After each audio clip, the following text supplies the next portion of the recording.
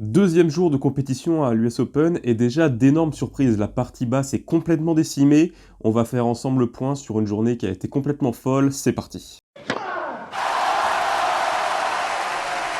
Salut tout le monde, comme je vous le disais, on va faire le point ensemble sur la deuxième journée de l'US Open. Constantin avait fait le débrief de la première journée hier. On s'attaque à la deuxième avec une vidéo qui sera assez courte, parce que comme toujours dans les premiers tours, peu de choses à dire, mais des résultats qui sont déjà fracassants et qui sont déjà signifiants, puisque aujourd'hui, enfin la nuit dernière du coup en France, on a perdu énormément de têtes de série, puisque Dominic Thiem, Stefanos Tsitsipas, Roberto Bautista Agut et Karen Khachanov ont été éliminés dès le premier tour, dès leur entrée en lice. Donc il faut se souvenir qu'on jouait la partie basse, celle de Rafael Nadal, qui est du coup de fait le grandissime gagnant de cette journée, puisque en plus de s'imposer contre John Millman, on se souvient c'était le héros un petit peu surprise de l'an passé, qui avait atteint les quarts de finale en battant notamment Roger Federer dans un match où les conditions météo, notamment l'humidité et la chaleur très lourde, avaient complètement défavorisé le Suisse. Mais voilà, Millman, qui était le héros un petit peu surprise de l'an passé, là a été opposé à Nadal pour son premier tour, s'est fait corriger, il n'y a pas d'autre mot. Nadal a un très grand Nadal cette nuit, qui a joué vraiment avec des coups lâchés complètement libérés, très puissants. Le physique a l'air de tenir aussi. On sait que c'est l'inconnu souvent du côté de l'Espagnol à l'US Open. Donc là, un Nadal vraiment extrêmement convaincant, qui n'a perdu qu'un seul de ses 23 derniers matchs. C'était du coup face à Federer à Wimbledon. Donc Nadal qui est en forme, qui est en confiance, et le physique a l'air de tenir, qui est du coup, en plus de se qualifier pour le deuxième tour, le grandissime gagnant de cette journée, puisque comme je viens de vous le dire, énormément de ses potentiels adversaires, en tout cas de joueurs qui auraient pu le gêner, sont sortis dès leur entrée en lice. Donc le coup était déjà bon pour Nadal, qui avait évité Federer et Djokovic au tirage au sort. Il est dorénavant parfait, puisqu'éventuellement seul Cilic, Isner, voire Zverev qui lui a gagné la nuit dernière, peuvent gêner Nadal, mais Zverev a gagné en 5-7 contre Radu Albot. Voilà, un match pas convaincant du tout. Donc il y a peu de chances que Zverev arrive déjà jusqu'à Nadal, et même s'il y arrivait, est-ce qu'il aurait le niveau pour gêner l'Espagnol? Moi j'en doute très fortement.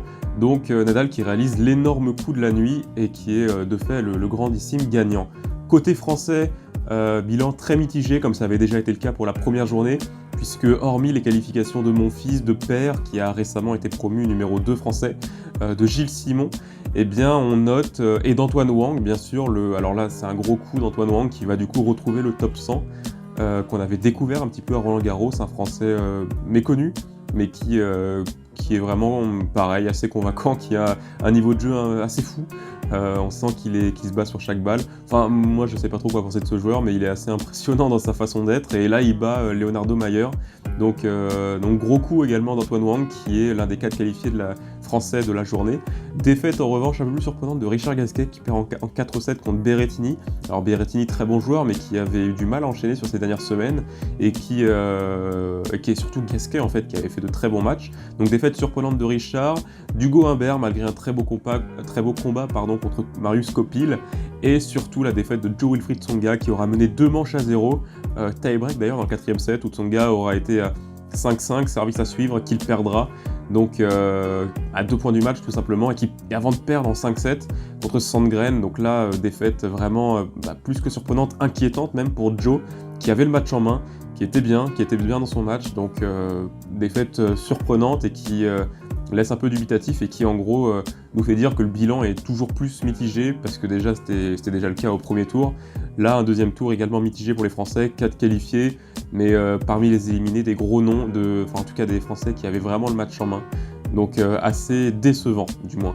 Côté féminin, juste un mot pour dire qu'Alizé Cornet est qualifiée. C'est la seule qualifiée française chez les femmes, puisqu'on note les défaites de Pauline Parmentier et de Diane Paris, la jeune également sensation, qu'on avait découvert également à Roland-Garros, mais qui perd. Là la marche aurait été trop haute. On passe également assez vite sur les favoris, puisque Simona Halep ou encore Naomi Osaka sont qualifiées. Osaka en 3-7, elle avait également elle aussi le match en main, une balle de match dans le deuxième set qu'elle perdra au tie-break pour finalement s'imposer en 3.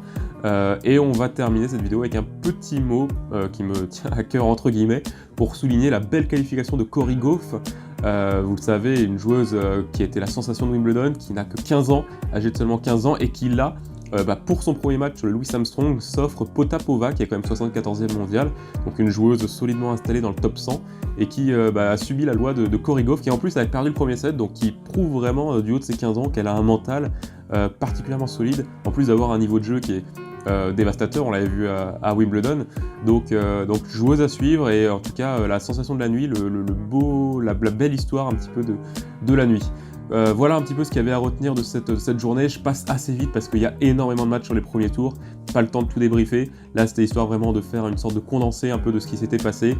À retenir du coup si on doit faire un bilan, bien sûr Nadal qui passe et qui est le grandissime favori, puisque ni Tsitsipas, ni Bautista Agut, ni Khachanov, ni Thiem ne seront au second tour. Ils ont tous perdu dès leur entrée en lice, avec certaines défaites qui sont plus inquiétantes que d'autres, puisque autant Thiem était malade et pas forcément sur sa meilleure surface, le dur ça lui correspond pas toujours, autant Tsitsipas lui ça aurait pu lui convenir, mais il a dit qu'il arrivait plus à trouver l'inspiration sur le court, et on l'a vu beaucoup s'invectiver contre lui-même mais aussi contre l'arbitre. Est-ce qu'il a trop joué ces dernières semaines? C'est possible. En tout cas Tsitsipas qui semblait un petit peu pas loin du burn-out. Donc ça c'est déjà une défaite plus inquiétante, d'autant plus qu'il a énormément de mal à enchaîner sur les dernières semaines, depuis à peu près son bon tournoi de Roland-Garros, où il perd contre Wawrinka au terme d'un match exceptionnel. Depuis ce match-là, Tsitsipas a vraiment du mal, malgré quelques défaites, mais rien de significatif. Donc cette défaite-là est déjà beaucoup plus inquiétante, et même la victoire de Zverev qui est elle aussi inquiétante, parce que Zverev aura vraiment souffert. Voilà, on peut refermer cette vidéo là-dessus. Ce sera également moi qui vous ferai le débrief de la nuit prochaine, le deuxième tour de la partie haute. Donc là on aura, j'espère, peut-être plus de choses à dire en concret, je veux dire, d'analyse de match, parce que là c'est quand même assez superficiel, ça reste juste de l'analyse de résultats. Mais voilà, je vous donne rendez-vous demain du coup, tout au long de la semaine et même de la quinzaine, il y aura d'autres vidéos sur Capsule & Talk, des previews, vous avez l'habitude. Donc je vous dis rendez-vous demain. D'ici là, passez une nouvelle bonne journée de tennis et salut tout le monde, ciao.